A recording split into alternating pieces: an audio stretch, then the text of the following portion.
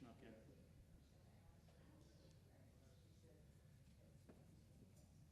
What's that?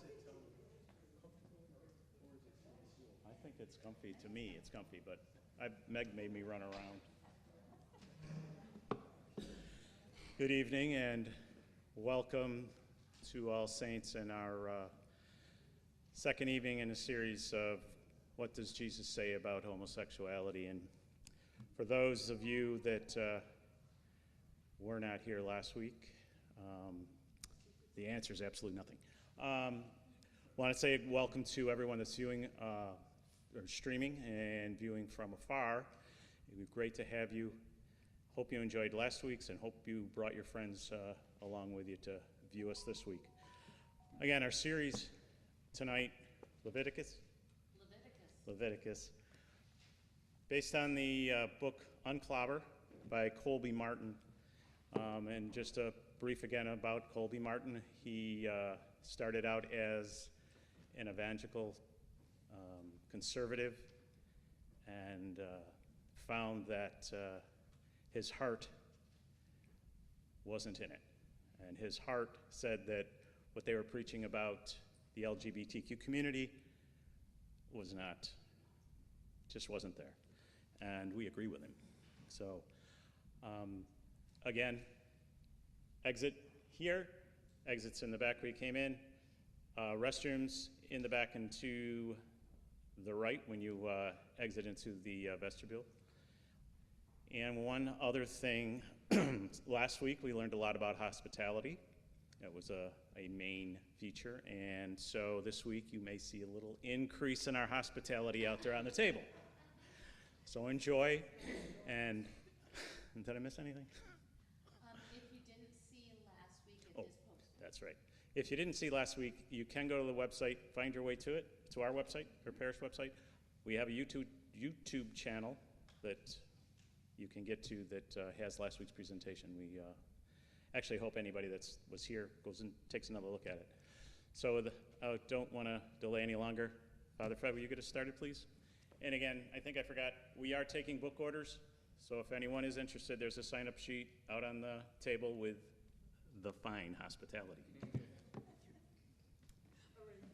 And I just want to mention for those joining us perhaps through live streaming this evening that weren't here last evening, or anyone here for the first time, that Colby Martin is, as Jeff mentioned, is an evangelical minister, but his teachings are right in line with contemporary Catholic, Methodist, Episcopal, Lutheran, all the mainline religions. So this isn't just his ideas, but it's really the heart of contemporary biblical study. So that's really important, I think, for us to keep in mind. And let us pray. Oh God, as we come together this evening, we thank you for our many blessings and the beauty of these days. And we pray for the LGBTQ community, those especially who throughout our world are being oppressed, lives threatened, even in the West this weekend. And we pray for our friends at Break Margins Africa, and in gratitude for their wonderful ministry to folks on the streets that are into survival sex. And we pray that these sessions may help us to help others to discover the truth, which always sets us free. Amen.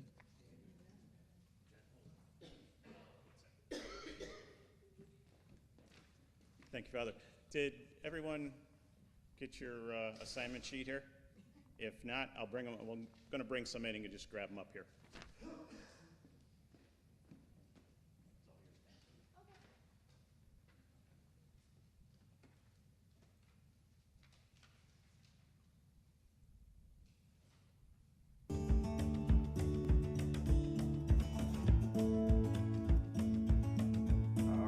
Here is the Unclobber course on Leviticus 18 and 20. I want to welcome you, especially if this is your first course that you're taking with me. And then also say welcome back if you maybe have already done a course, maybe the Genesis or the Romans one, and now you're into Leviticus. Let's do this. I've titled this course, A New Way to Be Human.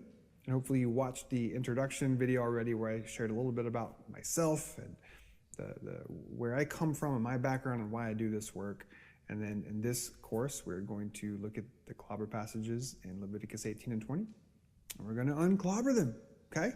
We're going to remove them as further justification that anyone can use to discriminate against those who identify as LGBTQ.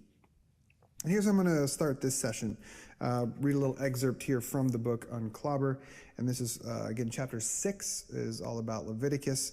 And I tell the story of, I was in college, and there was a musician by the name of Andrew Peterson, who used to be one of my favorite songwriters. He still is great, but back then even more so. And he was doing a concert in one of our small event areas there. And he was singing a song. The song is called Come Lord Jesus. And the song has this line, and I'm just going to read it verbatim, even though it's got the F word in it, and I don't like saying that word, but I'm going to say it anyway. And the line of the song goes like this. Tonight in the line of the merchandise store, while they were packing up my bags, I saw the pictures of the prophets with the picket signs screaming, God hates fags.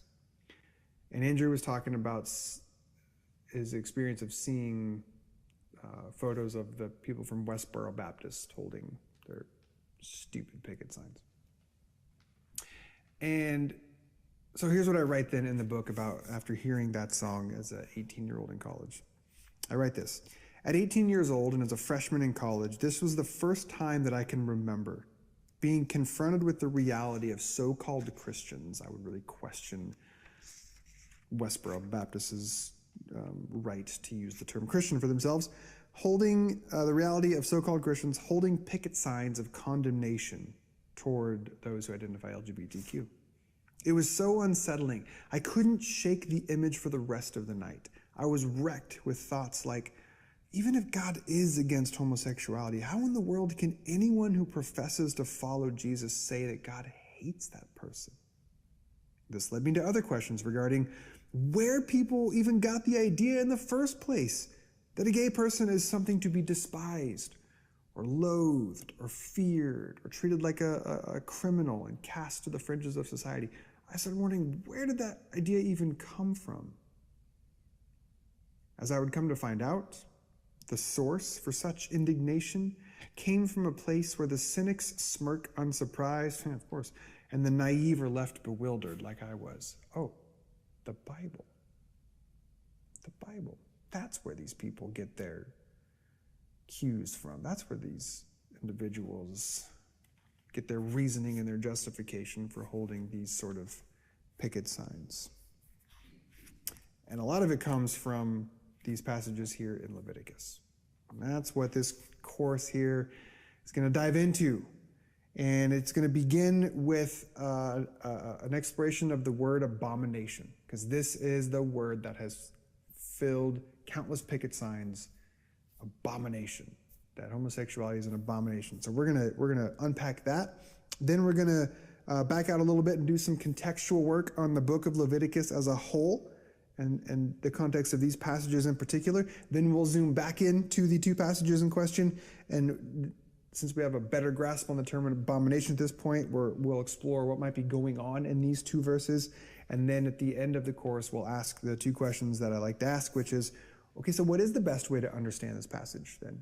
After looking at the historical and the contextual context, what is the best way to understand what these words are trying to say?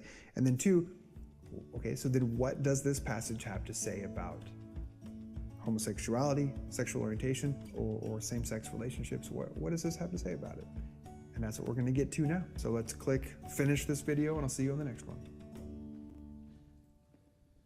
So folks, just like last week, we'll go through the sessions, give you a little chance if you want to jot down notes, fill in your blanks, and save questions and comments for the end, and we'll have time for discussion. Thank you.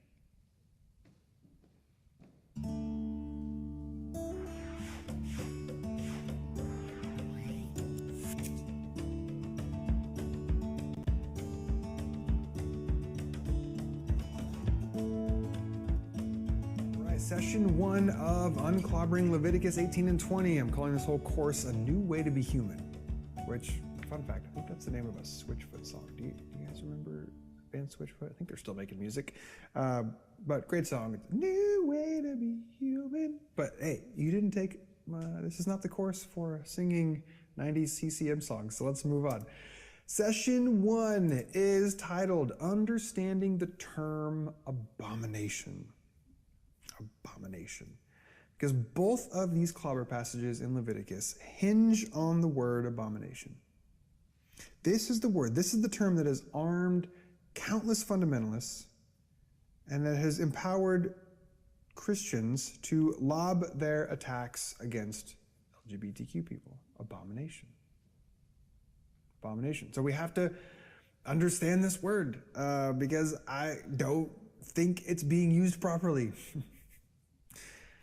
So this word is the key, I think, to many of these passages. And once we better understand this word, abomination, then we can unlock these passages in Leviticus. We can unlock them from the cages that have been like sealed and labeled WHD, weapons of homophobic destruction. Once we sort of disarm this term, it really does a lot of the work for us. So let's talk about that. Understanding the term abomination. This English word, abomination, it is an English word, by the way.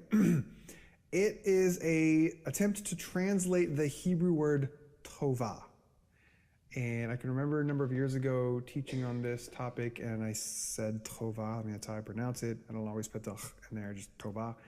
And I remember afterwards, some guy came up to me and he's like, you know, you're mispronouncing that. I'm like, oh, thank you. And to which I say, maybe I am, maybe I'm not. I don't know. It's a dead language. Nobody speaks it anymore. So we're all just sort of doing our best to, but anyway, I say tovah. You can pronounce it however you want. But the Hebrew word here is tovah. Now, in English, some synonyms for the word abomination, because again, the term abomination is an attempt in the English to translate this Hebrew word tovah. But in English, some synonyms for abomination are the following: vile, gross, subhuman. So this is what abomination is describing in English. Something that's vile, that's gross, that's subhuman. And guess what? None of those words convey what tovah means. Tovah is not about things that are vile or gross or subhuman, and yet that's what abomination points to. We got a real problem here. So tovah was a noun that was used to name the state that you would be in if you committed particular actions. So if you do these things, you would be described as being tovah. And what sort of actions might render a person tovah? Well, we could maybe say cultural taboos. Things that were against sort of the ethos, the culture. You do these things and you would be considered tovah. So you might say that some synonyms for tovah might be things like unclean or tainted or disgraced might be a way to talk about what a person would be if they committed these actions. This is a better idea of what tovah is. Not subhuman, not vile and gross. So what has happened as a result of translating tovah into abomination? What's happened is it's led to this phenomena called infrahumanization. And this is a term that comes out of psychology that essentially is a way of naming that the humanity of someone has been detached from them. To be infrahumanized is to be seen as less than human. And when someone is seen as less than human, then you don't have to treat them like a human and you don't feel bad about it anymore. So here's what I write in the book in this chapter about the infrahumanization. I say, once a person or a group of people has been infrahumanized, he or she or they has, for all intents and purposes, become a monster, less than human. And monsters do not deserve to be treated with kindness and respect or compassion. And I would argue that this is what has happened and is happening as a result of some Christians' insistence that, quote, homosexuality is an abomination. It dehumanizes gay people, which then allows us to treat them horribly without a conflict of our conscience because, well, they're not like us. This is what infrahumanization does. It strips a person of their essential humanity. When they do that, well, then we can treat them like crap and we don't end up actually feeling bad about it. Our consciences don't convict us because they're less than human, so we don't need to treat them like a human. This is what this term abomination has done. So then, let's continue our exploration of Tovah. And I hope you have, by the way, I should have mentioned this earlier, but in this course I provide these worksheets for you so that you can work through all these blanks and fill them out. If you're like a printout sort of person, write in, that's great. If you just have the PDF open next to you, I'm not sure how you'd fill it out, but whatever. It's here for you, is my point. And all these blanks help it be a participatory course. So then, Tovah. Here's what I want to say about Tovah. Tovah, this Hebrew noun, which is a way to name sort of what would happen if you committed cultural taboos. Tovah is relative. It's relative by nature, which is to say that even innocuous or even what could be seen as by good actions by others can be labeled Tovah. Tovah didn't mean something was like objectively inherently evil or wicked. It was relative. What might be Tovah to one culture could be Tovah to another culture. There's this moment in the book of Exodus where Moses goes to the Pharaoh and requests permission for the Hebrew people to go outside of the city of Egypt to do their worship of Yahweh. And Moses says that because their worship, the Israelites' worship, would be considered Tovah to the Egyptians. So again, it's not about things that are Tovah are sort of objectively wrong for everybody. It's relative. Like what might be taboo for one culture is not the same as what might be taboo for another culture. This is why I suggest that synonyms are like tainted or disgraced. Shepherds, for instance, were considered Tovah to the Egyptians. Well, shepherds aren't abominations, but for the particular culture, it was a taboo. Then the second thing I say about taboo is that it doesn't imply that something is inherently wicked or evil or sinful. Things are not, if they render you Tovah, it's not about morality as much as it is about identity. There are foods that were considered Tovah. But it's not. But these foods weren't inherently wicked or evil. In fact, there's stories in the Old Testament where the Israelites were told by God, "I don't want you to eat these foods, but if you have foreigners or visitors that are hungry, you can give them. They can eat it." Do you see how it's not about things being wicked or evil or sinful? It's just for this particular people group, this would be a taboo. I've got this passage here. In the book, I'll read to you that I say this about Tovah not being inherently wicked or evil or sinful. I say this: just because an action is labeled Tovah, it doesn't mean that action belongs in this category of always a sin in the eyes of the Lord. For example, in Deuteronomy 25, we find a list of instructions regarding how to handle certain controversies and conflicts between Israelites, such as things like don't deliver more than 40 lashes on a condemned offender. Don't muzzle an ox when they tread the corn. The importance of a man marrying his brother's wife if his brother dies. And then in one of the Bible's most fantastic verses, 11 and 12 of Deuteronomy 25, the Israelite people were instructed to cut off the hand of a woman if, while her husband is in fight with another man, she attempts to aid her husband by grabbing the testicles of the other man. You like the visual there? Grabbing the testicles of the other man. Cut off her hand. And then the chapter ends with an admonition to use proper weights when measuring goods so as to not rob one another. And then after all these instructions were laid out, don't muzzle an ox, marry a brother's wife if the brother dies, and so on. After all these are laid out, we read this verse: for all who do such things, all who act dishonestly are Tovah to the Lord. So yeah, some of those things we would maybe suggest today are also probably still not a good idea.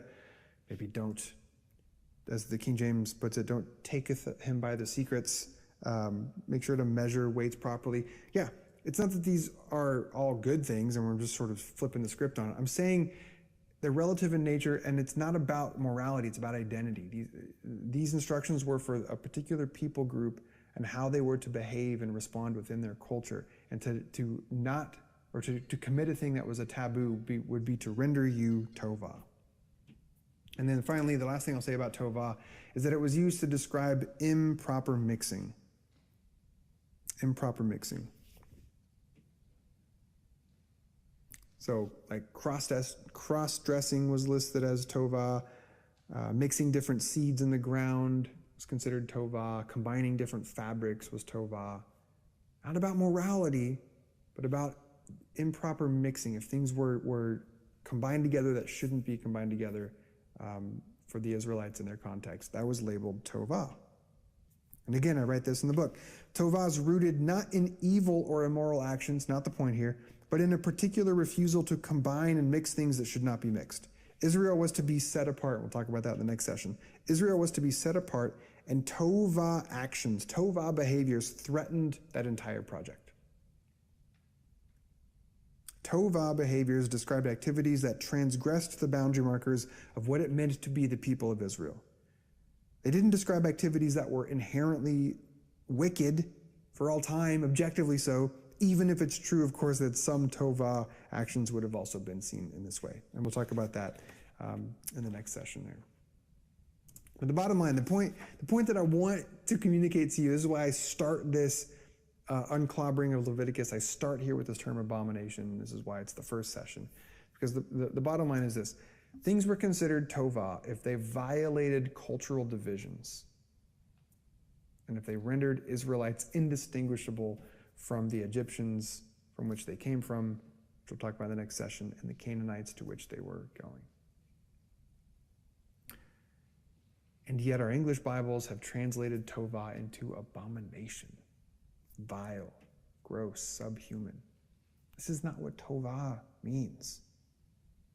And so now countless Christians have been armed with this like biblical justification for, homosexuality is an abomination. No, that's not what these verses are saying. It's not what these verses are saying. So let's continue going in our exploration, and I'll show you what I mean.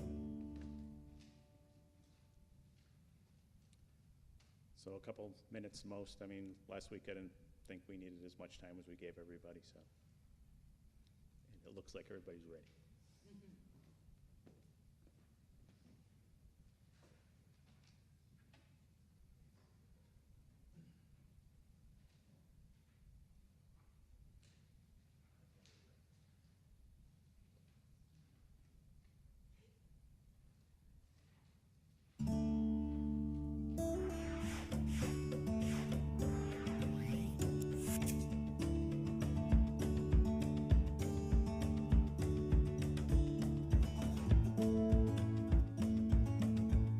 On to session 2 of Unclobbering Leviticus 18 and 20, a new way to be human. And this should be a relatively quick-ish session since the last one was a little bit longer. I almost said sorry, but I'm not sorry. This is good stuff here. Session 2, I'm calling the broader context of the book of Leviticus. We're kind of zooming out a little bit and asking what the heck is the deal with the book of Leviticus in general. Broader context of the book of Leviticus. And I hope you've got your sheets to follow along at home. But I'll say this. The broader context of Leviticus is all about this. What we're dealing with here is we're dealing with people who have just recently been liberated from Egypt. So Leviticus as a whole was written by the tribe of Levi, the priestly tribe. And in fact, many scholars would even point out that it was written by and for the people, the tribe of Levi. So in some regards, you could be like, actually, everything that's in the book of Leviticus is really just kind of for the tribe of Levi, which makes some interesting sort of, if you extrapolate that out. But anyway, so Leviticus is written by the tribe of Levi for, I'll just say for the sake of, for this, that's just for the people of Israel. The idea here is that how are we going to now be humans if we're no longer slaves in Egypt? Because for a number of generations, the Hebrew people were just defined by how many bricks they could make. They were slaves under Pharaoh in Egypt, and yet through Moses and Aaron and Miriam, they've now been freshly liberated, and they've left Egypt. And now they're wandering the wilderness, asking questions of themselves like, okay, well, now who are we? Supposedly there's some promised land out there in Canaan, but we're not there yet. We're just sort of wandering here in the wilderness. Who are we if we're not slaves? And how do we now function? How do we now sort of relate to ourselves? How do we relate to one another? How do we relate to God? What does it mean to be a tribe when you've only ever been defined by being a certain identity, which is slaves in Egypt? Now you got to sort of figure out who you are and who you're going to be. And this is what the book of Leviticus is all about. Great, so my blanks there. Israel was a newly liberated tribe. They were freed from Egypt, and they were on their way toward Canaan. And so this book of Leviticus, it was a collection, you might say, a composition of commands and laws that were compiled for the, like I said earlier, the tribe of Levi. But I think it's fine if we want to say, broaden that out a bit for the people of Israel in general. But I do think it's worth pointing out that some scholars would suggest that everything in here is just for the Levi tribe. And so the point of Leviticus here is to guide Israel on how to be, this new way of being human, how to be a tribe in the world, how to function religiously and relationally. You could map out the book of Leviticus into, oftentimes scholars will say it's made up of 3 sections. And section 1 is chapters 1 through 10, which is all about the sacrificial system. Chapter 11 through 17 is about ritual purification. And then chapter 18 through 27, the rest of Leviticus is called the Holiness Code. And this is what this section here, the last section, is what contains our 2 clobber passages. But the point I want to make in this session is just to say this, that Leviticus is all about sort of trying to figure out how can we be a new people group, not defined by being slaves in Egypt, and yet not like the Canaanites from which they were heading to. This is what Leviticus is all about.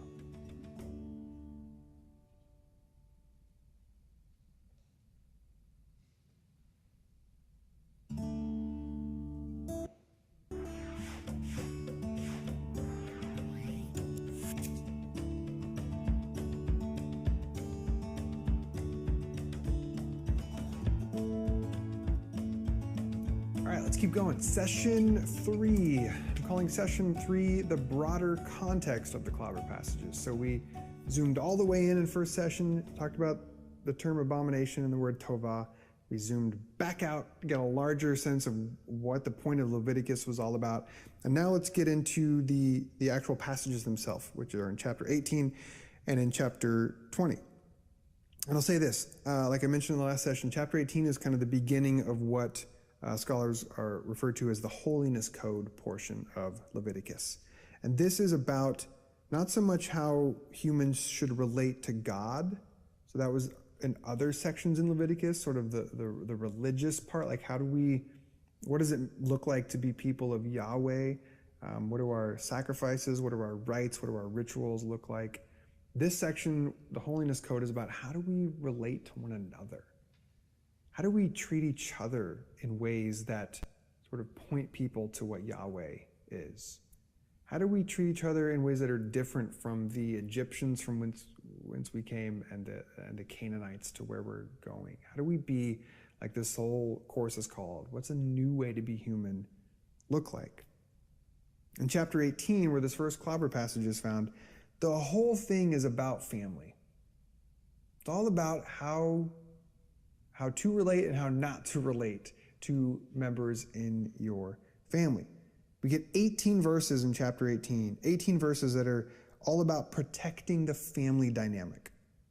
And we see prohibitions against really every conceivable form of incest. It's really what the whole chapter is really just one long stream of, don't practice incestual sexual relations. And there's also a verse in there about not sacrificing your child to Molech. But the whole section, this whole part of Leviticus is all about don't do what they did in Egypt and don't do what they do in Canaan where you're going, but be different. And that's what your first blank is. Do things differently. This is what the word holy means. It just means to be set apart. This is what the Israelites were called by Yahweh to do, is to be different. Don't be like the Egyptians from whence you came. Don't be like the Canaanites to where you're going. This is how this Leviticus 18 starts out. The Lord said to Moses, speak to the Israelites and say to them, I am the Lord your God. You must not do things like they're done in the land of Egypt, where I just liberated you from, where you used to live. And you must not do things like they're done in the land of Canaan, where I'm bringing you, aka the promised land. You must not follow the practices of those places. No, my regulations and my rules are the ones that you must keep by following them. I am the Lord your God. This is how the holiness code begins. This is how chapter 18 begins. And so that's kind of the bigger context. Like, here's a list of all the things that they did in Egypt or they're doing in Canaan, and I want you to do things differently. Okay? And so this is where the clobber passages then show up. And you might be familiar with these, but Leviticus 18, verse 22, again, after a long list of all the ways that incest is taken off the books. Can't do incest. Can't do it. Can't sleep with your mom. Can't sleep with your stepmom. Can't sleep with your sister. Like every version of incestual relationships have been listed. And then in verse 22 says, you shall not lie with a male as with a woman, for it is tovah. And I prefer to just put tovah in there, not abomination, because our minds, we hear abomination and we think vile, gross, subhuman. I want us to pull away from that because this is not what the verse is saying. It's tovah. It's cultural taboo. It violates our cultural boundaries. And then we get the same language shown up here, or shows up again in Leviticus 20:13. If a man lies with a male as with a woman, then both of them have committed tovah. But then there's the added, I almost said benefit. It's not a benefit. There's the added command of the death penalty. I'm laughing at the absurdity of it, not because it's funny. It's clearly not funny, but it is a bit absurd. And there are some scholars who say that the whole, because a lot of things were sort of given a threat of the death penalty in ancient Jewish law. And I've read Jewish scholars that say, but there really isn't any evidence that the death penalty was ever actually given. It was really more of a just sort of this sense of severity. Like, no, seriously, guys, let's take this serious, as opposed to actual laws that were, nobody was actually put to death, is the point by it. But anyway, that's what the verse says.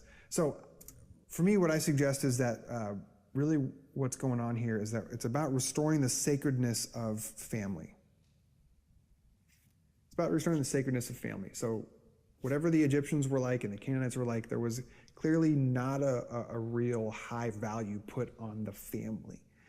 And so in 18, like I mentioned earlier, chapter 18, the point here is just no incest. Verse 6, no sex with a blood relative. Verse 7, not your mother. Verse 8, not your stepmom. Verse 9, not your sister or your half-sister. Verse 10, not your granddaughter. Verse 11, not your stepsister. Like, see how detailed this gets? Verse 12 and 13, you can't have sex with your aunt on either side. Neither one of them. Or your aunt by marriage, verse 14. Or your daughter-in-law, verse 15. Or your sister-in-law, verse 16. You can't have group sex with a woman and her daughter and her granddaughter. So if you were to try to find some loophole where you could grab in multiple family members in, then it's okay. I mean, that's what they did in Egypt. No, you can't do that either. No sex with a woman while she's menstruating, verse 19. No sex with another married woman, verse 20. Then verse 21, don't sacrifice your children to Molech. And I would just argue that that probably also has to do with restoring sacredness to the family. I think child sacrifice probably really can jack up family dynamics. And then verse 22. So all of that listed there, everything I listed there gets up to verse 22, which then says, don't have sex with a man as with a woman, which we're going to dive into what's the wording there in the next session. And then verse 23, also no sex with animals. So my point is when you look at the whole context of Leviticus chapter 18, and 20 is very similar, the whole thing is about restoring the sacredness of the family and not committing violations of incest, sexual relationships within the family dynamic. And chapter 18 ends by saying, do not make yourselves unclean by any of these things, for by all of these, the nations that I'm driving you out, which is Egypt, have become unclean.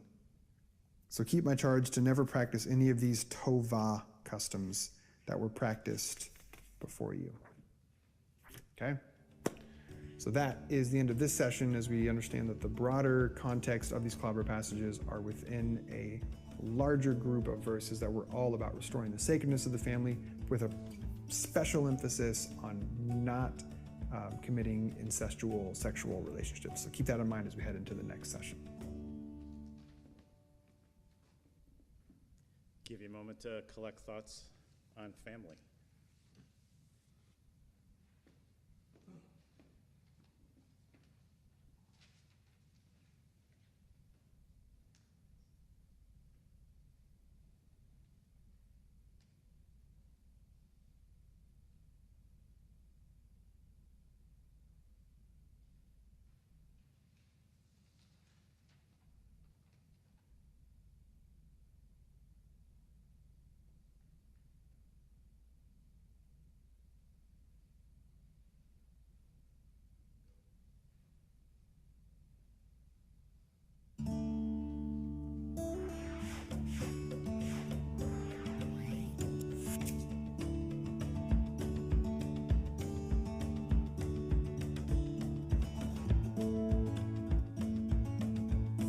Session 4, let's keep going. We are unclobbering Leviticus 18 and 20. But you know this already. I don't know why I'm recapping. So here's what session 4 is called. I'm calling it 4 Key Observations about the Translation. And again, hopefully you have your worksheet that you can follow along with to fill in the blanks as they come. So as I was thinking about this session, I was thinking, once you remove Genesis 19 from the equation, so if you haven't yet done the Genesis course, I invite you to do that. Maybe after this, just knock out the whole Old Testament. But once you take out Genesis 19, like these 2 verses in Leviticus are it for all of the Old Testament instances where maybe there's some biblical indication for words of condemnation against homosexuality. That's it. So if these 2 verses aren't clear and concise and to the point, then we don't really have anything in the Old Testament. Like everything sort of hinges on this. And I, as I'm about to show, I just don't think it's as cut and clean and clear and dry, or however those words work. I don't think it's as clean as the English translations want us to believe. It's pretty easy to open up an English Bible and just read, "You shall not lie with a male as with a woman, it is an abomination," and be like, there it is, that says it. Deborah, go ahead and put that one on the sign, and we'll take it over to the place where we march and hold the signs up. I'm like, no, I don't know where that accent came from. But like, it feels obvious and clear in the English. But it isn't. Once you start to dig, just scratch a little bit at the surface and get under a little bit of what's going on here, and it's really not as clear as you might think it is. And I think that matters. So let's dig in. Here we go. First, so we've got 4 key observations here. So the first observation is this. There's an odd juxtaposition of nouns going on. And I'm treating, by the way, these 2 verses, I'm treating them identical because they are the same, except for that 20 has that death penalty that we talked about in the last session. But in these verses, there's an odd juxtaposition of nouns in the Hebrew. So the Hebrew language has different nouns whether you want to talk about like a gender, so male or female, or if you want to talk about a specific individual person, a man and a woman or husband and wife. You would use different nouns for that. And in these clobber passages, the reason why I bring that up is because in these clobber passages, it says a male, which is the general use for gender, a male shall not lie with a male, again, sort of the general gender, as with and then it switches, as with a specific woman or wife. Oftentimes in Hebrew, you'll see these grouped together. So if you're using male, you would use the term for female, and then if you're using man, you would use the term for woman. And man and husband are the same. Man and husband are the same noun, and woman and wife are the same. So you have to use context to know which one the author intends to mean. Is it man or husband, or is it woman and wife? But the point is these are often grouped together. And so this is interesting in that it's got the general male, you shall not lie with male, as with and then it switches to this specific, as with a woman, or as with a wife. Which, if you watched last session, which I assume you would, because I assume you're going in order, we talked about how Leviticus 18 is all about prohibitions against different incest, different sexual relations within the family dynamic. So what that suggests to me is that there's a specific or contextualized situation at stake here in these clobber passages. That it's not just this blanket condemnation to not have sex with people of the same sex, but it's very specific. You shall not lie with a male as with a wife, as with a woman. Okay, so that's the first observation I want to make. Second is, I call it a superfluous specification. Superfluous specification. So if the goal is, in these two prohibitions in Leviticus, if the goal here is for Israelites to be like, all right, we're going to ban homosexuality, we're going to ban any and all same-sex sex acts, then why is there the second half of the verse? Why not just stop with a male shall not lie with a male? Like, that covers it, right? But it doesn't stop there. It's a male shall not lie with a male as with a woman or as with a wife. Now, there's a Jewish exegetical principle, exegetical meaning sort of how you interpret things. There's a Jewish exegetical principle which goes like this. If a generalization is followed by a specification, then only what is specified applies. Only what is specified applies.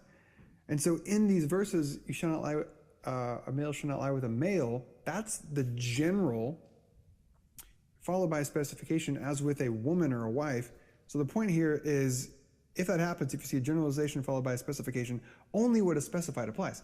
Again, so this goes back to what I said on the previous slide, that there is clearly a very particular context or specific action at stake here. This is not a blanket universal condemnation. There's something in mind that the Levite priests were trying to name in addition to don't sleep with your mom and your stepmom and your aunt on either side. There's a specific act going on here, lying with a male as with a wife or with a woman. That act, whatever it is, that's the specification. That's the one that applies, not the general, a male shall not lie with a male. Does that make sense? I don't know why I'm asking, not like you can respond, but it was rhetorical. Okay, third point. Third point is this. In the English Bible, we have this little phrase, as with a woman. You shall not lie with a male as with a woman. But really there is no preposition happening here in the Hebrew. This whole as with thing that we put in the English, see if I can find it. That is not in the Hebrew. It's not there. Really all that you have is a male shall not lie with a male, and then it says mishkveh. And mishkveh is kind of hard to interpret. It's kind of a clunky word. There's only really one other place in the scriptures where this shows up, and it literally means the layings of a woman or the beds of a wife. So there isn't even the phrase as with the wife. It's just, you shall not lie with a male, the lyings of a woman. You shall not lie with a male, the beds of a wife. And again, we start to see this very, very sort of zeroed in act going on here, this very specific thing, not any sort of blanket condemnation. There is no as with in the Hebrew. It's not as with a woman, it's just the beds of a wife or the layings of a woman. And then finally, the fourth observation I want to make about this, and again, the whole point of this session here is to just show that it's not as clear as people either pretend that it is or don't realize that it's not. I don't know if I said that properly. But the fourth observation here is it's ladies' night until further notice, because you might have noticed at this point that there's zero mention for women. There's zero condemnation for lesbianism.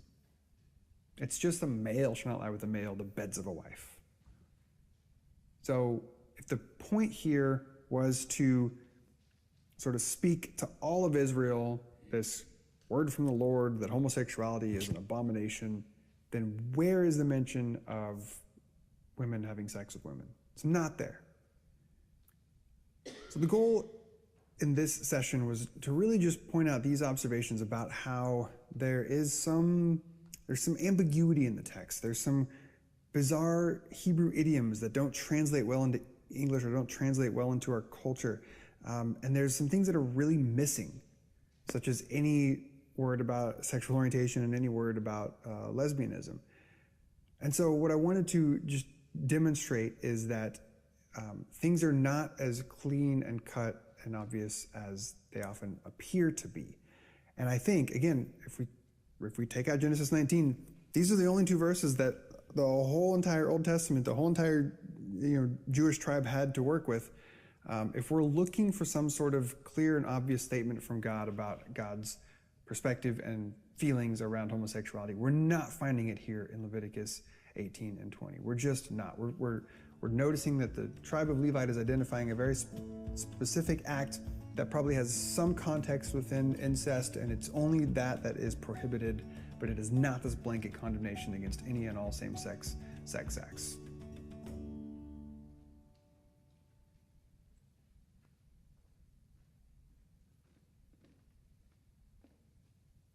I don't know about you, but I have a hard enough time with English. But give you a few more minutes, or not even 45 seconds. Longer than you think. This is the last one. Oh, is it really? Yep. Oh, I thought this was a longer session.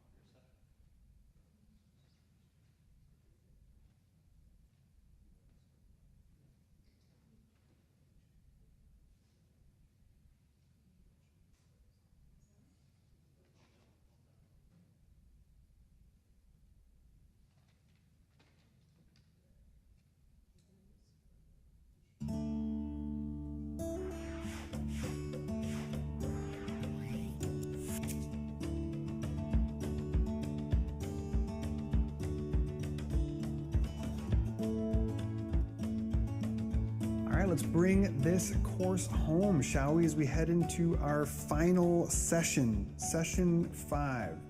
And as I title all the final sessions of each one of these courses, I'm just calling this Unclobbering Leviticus 18 and 20, because that's what we're doing, is we're removing the damaging power from this clobber passage. As I told you in the introduction, the plan here is to dive into the historical context and the context within the literature itself, and we're going to look at some of the original language, and we're going to try to understand what was going on, and we're going to ask these questions of what do these verses have to say about those who identify as LGBTQ? What do these verses have to say about those who are in a same-sex relationship? Do these truly justify discrimination? Because this is how they've been used for way too long in the church. And especially these verses have been used to arm people with these horrible messages, to put on their picket signs, to shame people on message boards, to cut off family members. And it's not okay. Not only is it just not okay on a human kindness love level, but it doesn't even work with the text. It doesn't even work with the source material. There is no legitimate justification here. And so in this session, this is what I've tried to show. I've tried to show that the word abomination isn't itself an abominable translation. Like English word doesn't belong in the text. It is not a proper understanding of the term tovah. I've tried to show that the language itself, although it seems so clear in English, once you dig into the Hebrew, it's really funky and murky and odd, and there are things going on there that seem very specific and not at all this sort of blanket condemnation.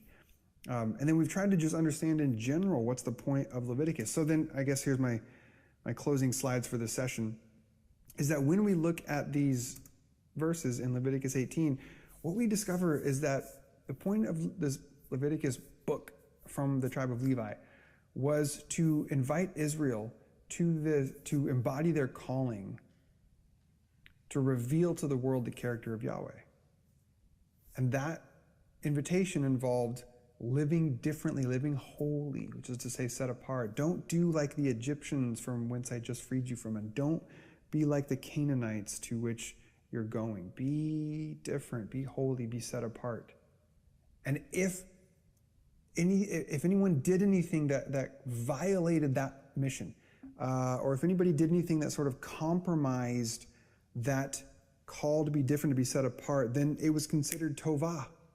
And that could be anything from mixing fabrics. No, don't do that. That could be anything from eating certain foods. No, that's the foods they eat. That's the food. That could be certain actions. No, that's the things they do. You're called to be and do these specific things to be this type of people in the world. I think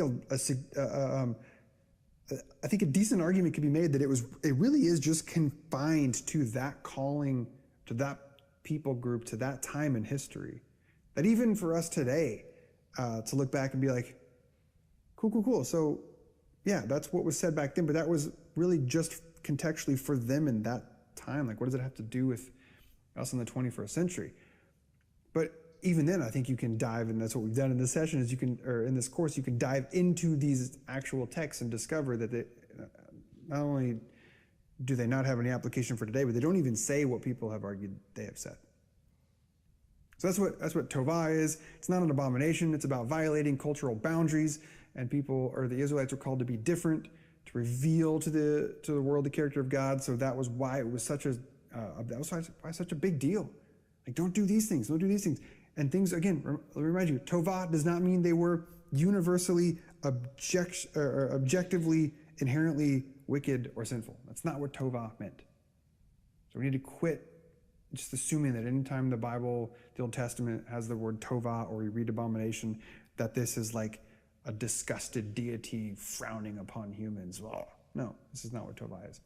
And then the last blank there is, look, whatever sex act the Levites intended, whatever they were naming, which I'm not sure we have a real great grasp on, but it has something to do with men lying with men, the lyings of a wife, bedwife. Whatever that was, within the context of the passage, clearly it was practiced in Egypt, and clearly the Canaanites did it, and so the Israelites were like, we're not going to do that. We're going to abstain from that.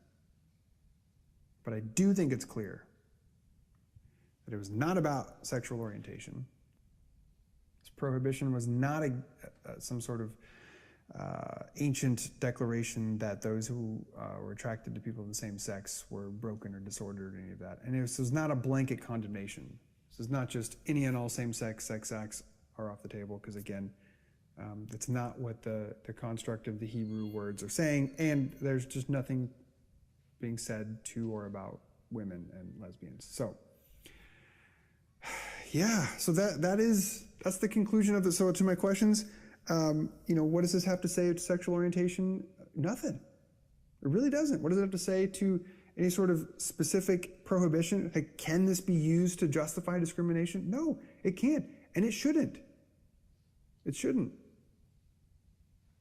And so when you take this and you put it next to the Genesis 19, you discover, there's nothing in the Old Testament that provides any sort of justification to discriminate against those who identify LGBTQ. Can you start to see and start to taste how the power that these passages have held for so long within the world of Christianity is starting to just dissipate before your very eyes? Like, I'm kind of reminded of the the story in John chapter 8 of the men, story of the men being caught throwing rocks, where they bring this woman who is in the act of adultery to Jesus, and they want Jesus to condone their condemnation of her. And he famously says, "Let he who is without sin cast the first stone." And they just sort of one by one drop their stones, realizing, well, I got nothing left. And then Jesus says to the woman, "Okay, so where are all your accusers?"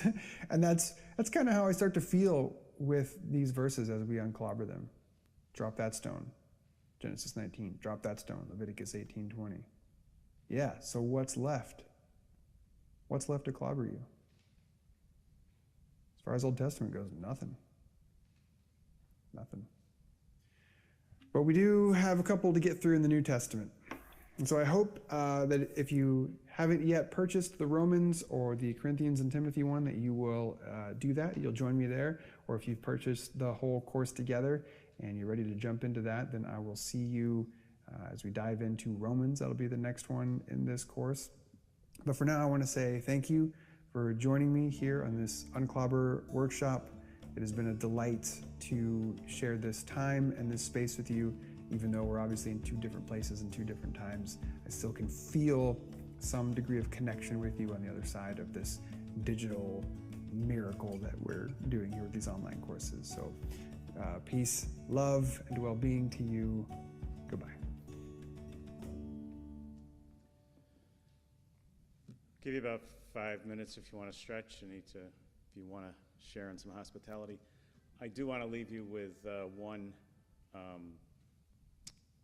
current event that does apply here.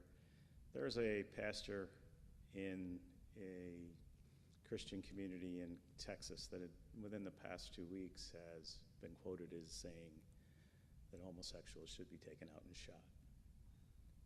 And so this stuff still exists, and it's very important to understand that it doesn't mean that. So take a little stretch.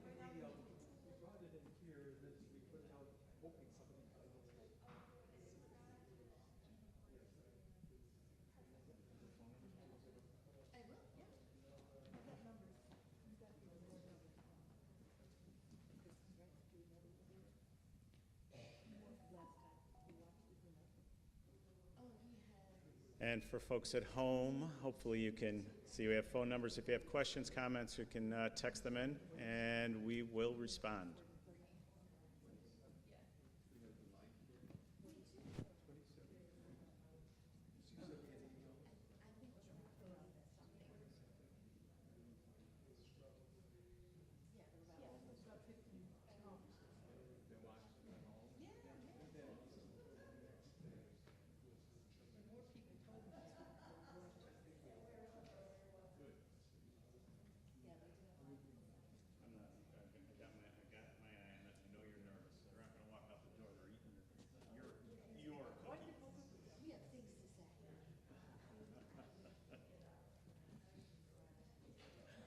Okay, moving right along. Stretch is over.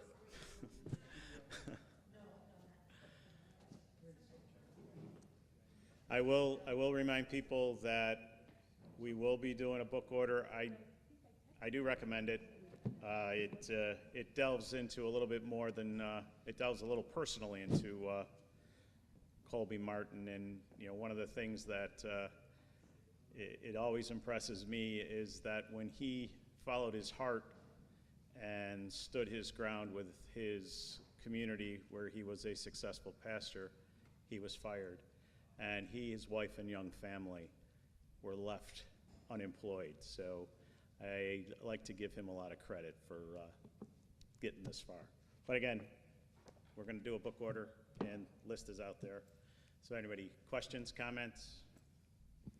Feel free. Don't be nervous. You know, I wanted to say what he was talking about. We're gonna use the mic just because people are streaming, they won't hear it otherwise. Well, my question was, when I talk about a blood relative, how many are products as I am of distant cousins? So how many of that was actually overlooked? So, I mean, I look in the term, the word cousin was omitted. And I thought that was interesting. And that touched me.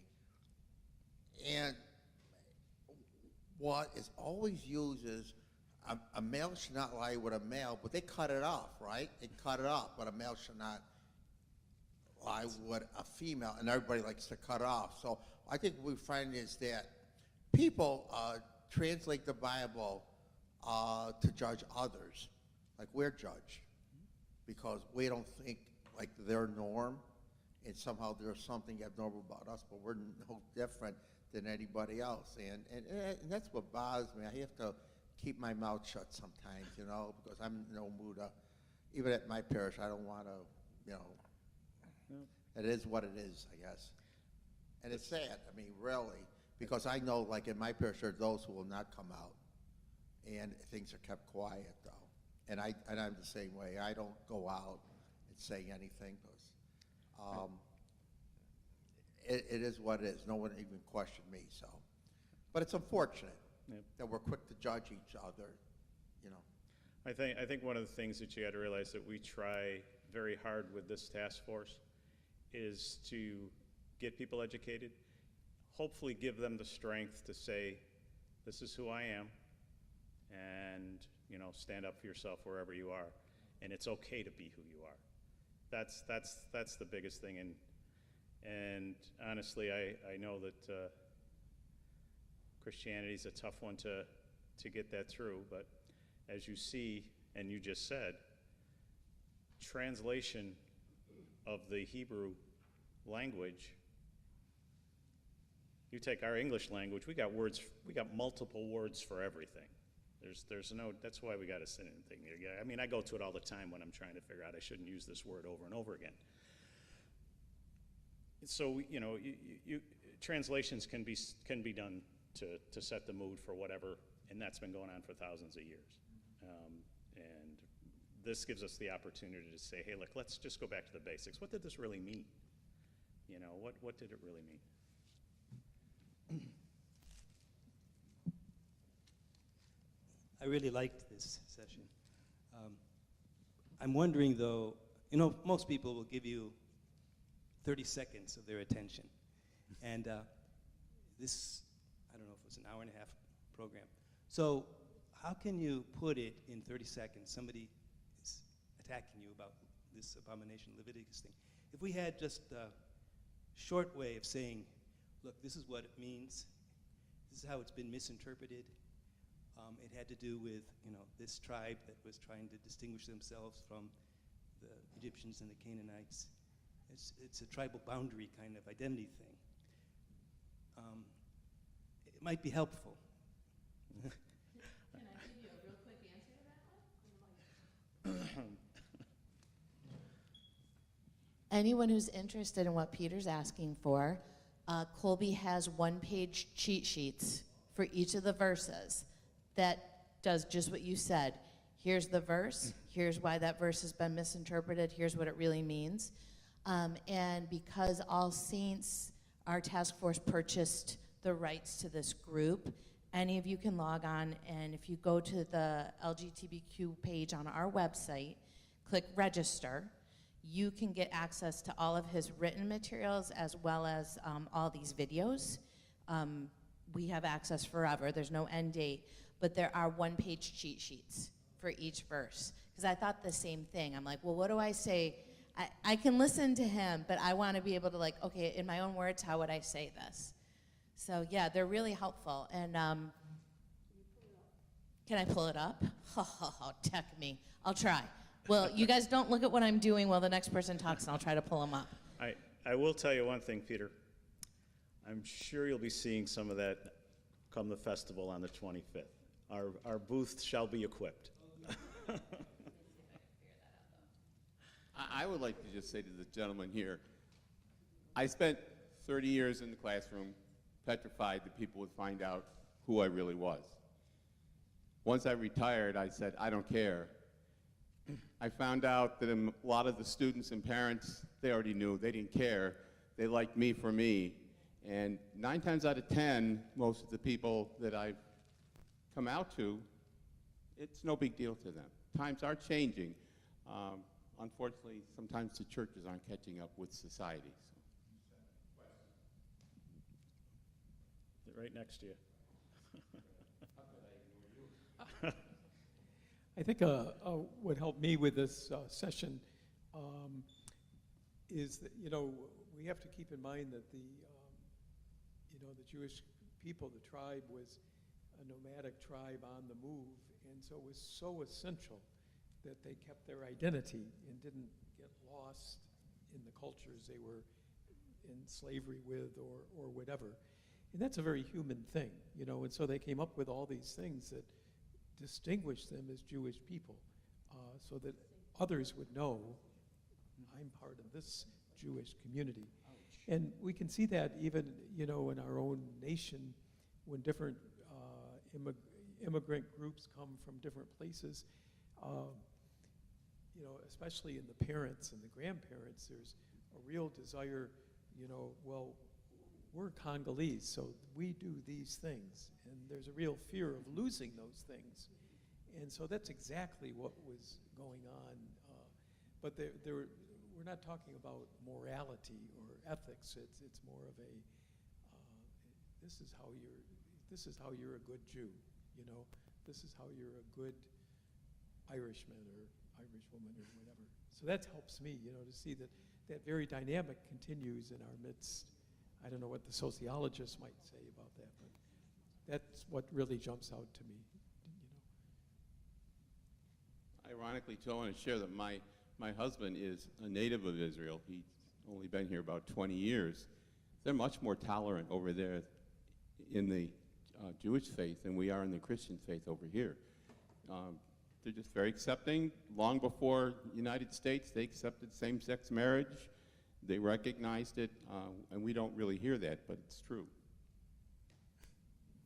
So there's what a cheat sheet looks like. That's one page. I'm sorry, it says example across the middle because I'm not logged into my account. But if you log into your account, you can get these, and there's one for each of the passages. So like it'll tell you, here's the interpretation, like people like the protesters say, here's why it's a misuse, and then here's how you can say it forward, just in a quick way. So we can actually have this material at the festival. Yep, definitely. Oh yeah, you won't be here, but we'll make sure that it's represented. Bill, can I add something? And Father Fred, I'd like to get your take on this. So when I watched this I'm Jen, if I haven't met everyone. I'm one of the co-chairs. But I watched the series ahead of time. I'd read the book, and then I was watching the series. And the whole Tova thing, that was really cool to me. Like, let's go back to the original translation. What's the word Tova? So then after I saw that, and he was talking about, well, male and male go together, but man and woman go together, and how those words don't fit. And I was like, I got to learn more about this. So I went online, and I just started looking up Tova and Jewish scholars and trying to find information. And one of the sources I found that I thought was fascinating was they were talking about how Leviticus was written for the Levites, and the Levites were the priests. So these were the rules for the priests. So if you think about like nowadays, Catholic priests, it is Tova for a priest to have sex, right? That is a rule. It's a taboo. In our Catholic religion, our priests are celibate. It doesn't mean sex is wrong. So like that's what he was trying to get at, is like Tova doesn't mean wrong. It's just the taboo for that part of that culture, so for the Levites. So then I was reading more about where he was saying this was to make the Levites different from the Egyptians and the Canaanites, what were their priests doing at that time period? At that time period, it was traditional for the priests, many of the pagan religions, a male priest, two male priests would have ritual sex on the steps of the temple.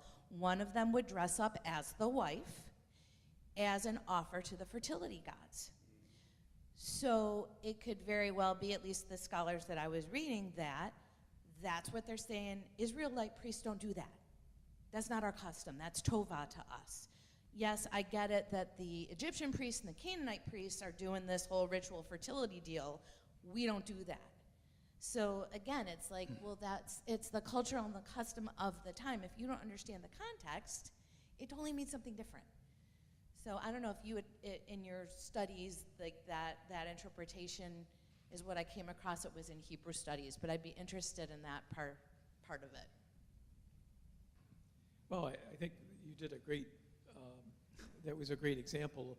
Like celibacy in the Catholic priesthood would be tova, not, because this is what, it's not a moral issue. Celibacy could be changed tomorrow, but historically, well, this is what the Catholic Church does. That distinguishes us from other Christian religions.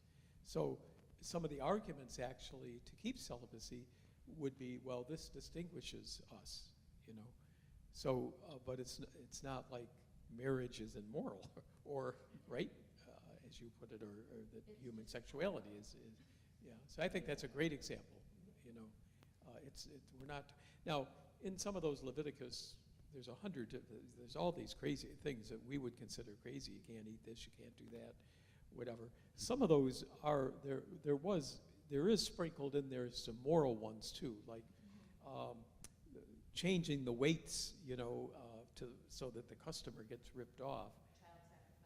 That's a moral issue, Yeah. And so you can distinguish between what is purely keeping that identity and making sure that they appear separate from those they're around. And every religion has that. The Muslim religion has to identify as a Muslim. There's nothing moral, immoral about what one wears, right? Whether you wear a scarf or whatever, but it distinguishes from others. So holding on to the identity is the big thing. Well, I think one thing that you mentioned with celibacy, that it can be changed, and it's the same for the church's view on homosexuality, as you well did. Which is just another point as we go through these is we're looking at one aspect, how the Bible is used, these texts to clobber, but we're only looking at one part of the pie. These folks back in biblical times, in the Hebrew Scriptures or the New Testament, had no clue of contemporary psychology, and that that there's orientation is not a choice. It is part of our and there's a spectrum from 1 to 10, and people are sprinkled through. They had no clue, and so it was always anywhere where these things are mentioned, it was considered that heterosexuals were having were being involved in gay sex. They had no idea of what we know today. So you put all those little parts of the pie together to make sense. The other is our understanding of natural law is so changed today because the traditional natural law never took in human experience. And now we're understanding the human experience that, love is love, whether it's two men or two women or a man and a woman or whatever. So we're really getting just this one little part of the pie of understanding the whole picture today. Because you can use not just the Bible to clobber, but there's a lot of other ways we can. I can assure you my feelings are natural.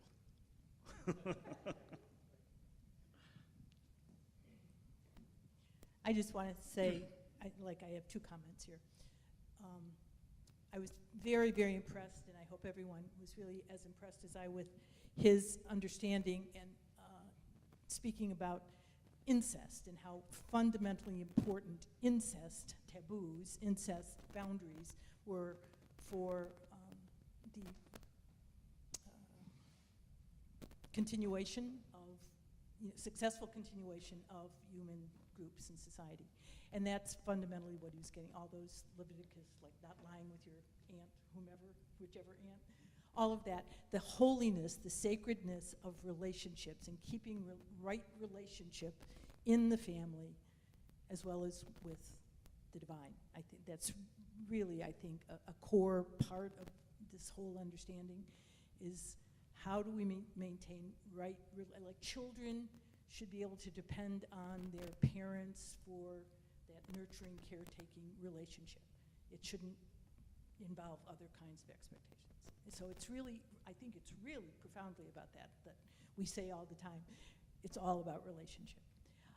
And then related to that, I think, is also sort of the idea that we know that sort of biologically, this is a Father Andy contribution, biologically, throughout human history, cultures, in a sense, privileged heterosexuality because it was so profoundly important for the continuation of the species. In no way did that mean that other sort of sexuality didn't exist or weren't practiced.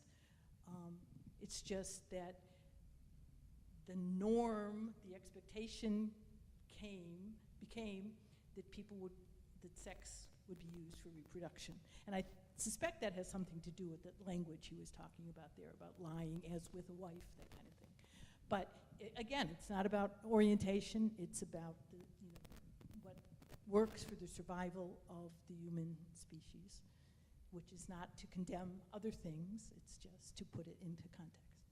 But I love that idea that, like, to understand incest taboos as functioning to emphasize the holiness of relationship and the central importance of kinship relationship.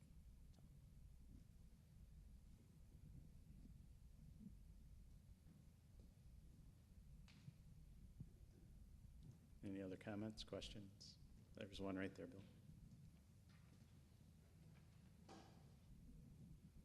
Well, since my sociology colleague has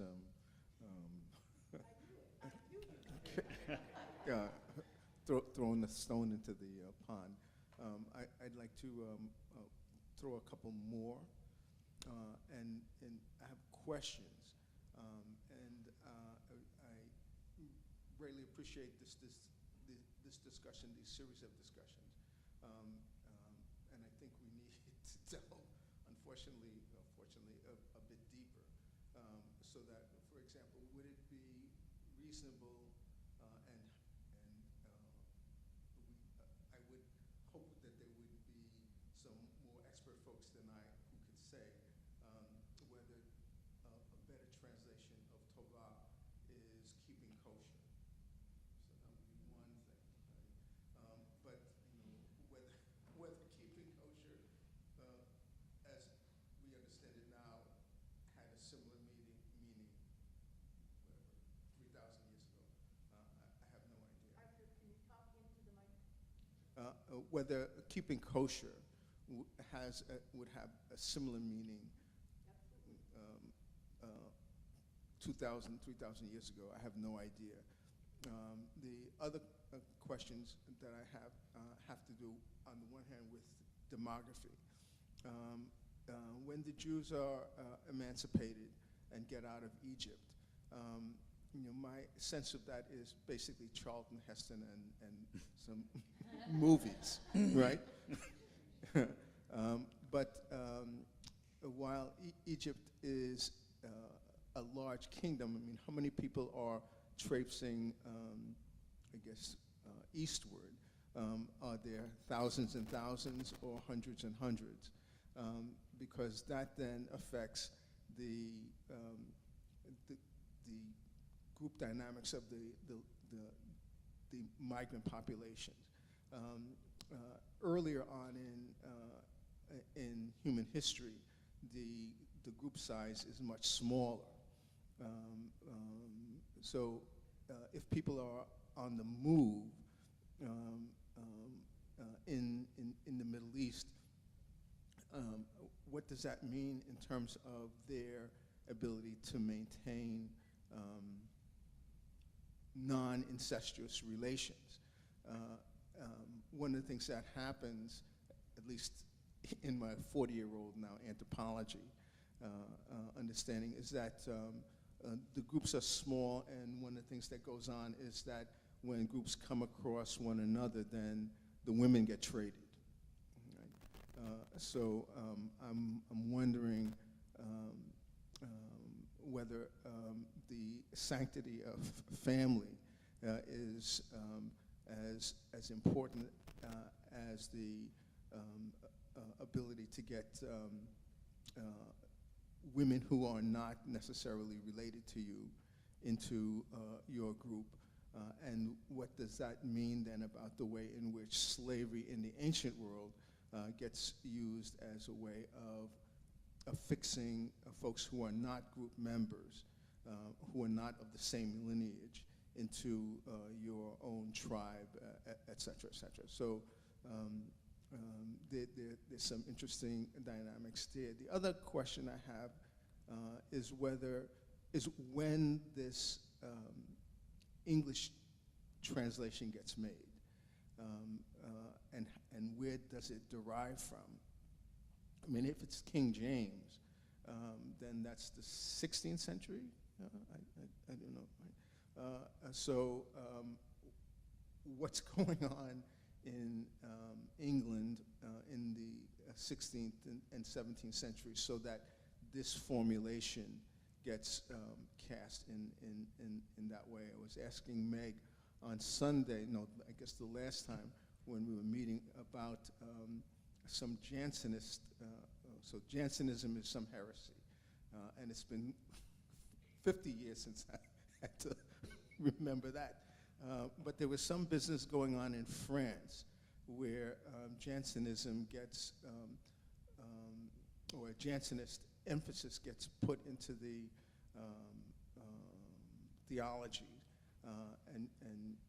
and church practice, so that there's a much more stringent division between body and spirit than had been the case before. I keep thinking Port Royal, but Port Royal is Jamaica, so I don't remember. It's Port something or other. I don't know if Meg would remember, or if Padre would remember. But at any rate, so those are some questions, because it all then affects how the apparent fixity and rigidity of our, or of the evangelical contemporary understanding is really historicized. Right? So. I think you make a good point about the translation, especially we don't know what language it was being translated from into English either. You know, we have Greek in there too, so you got other denominators in there that can cause confusion or be used to set, do what's going on in the time.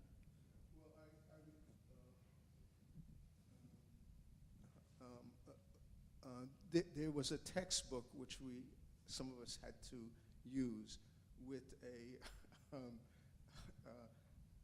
three separate versions, English and Latin and Greek.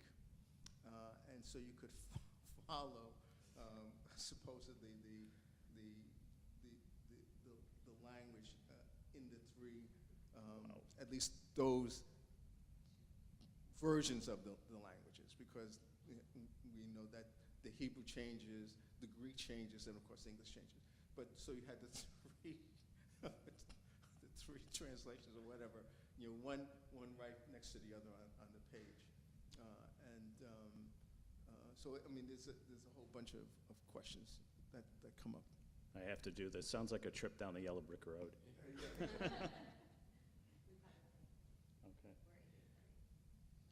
Okay, we actually are at 8:30, so if there's no other comments? No, Father Fred, if you want to give us a closure or whatever.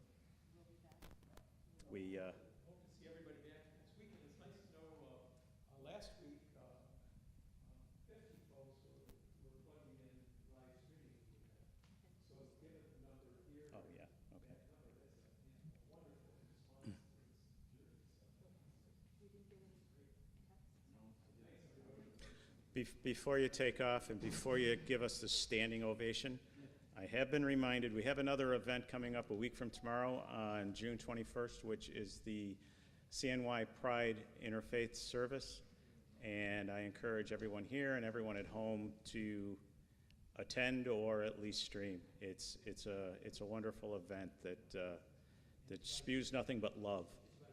It's right, yeah. That's the other important part, is that we are the host this year, and we're very excited about that. Oh yeah, I can't wait for the hospitality.